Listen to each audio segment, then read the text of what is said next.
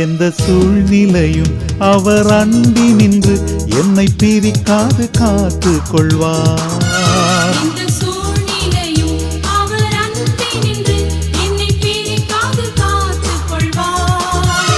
என்னை நம்பியவர் தந்த பொறுப்பதனை அவர் வரும் வரை காத்து கொள்வேன்.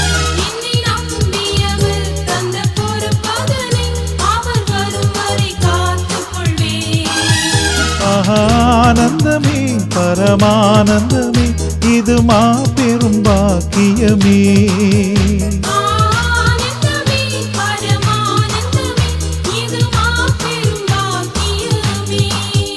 இந்த பாதலத்தின் சொந்தக்காரர் அவர் எந்த உள்ளத்தில் சொந்தமானார்.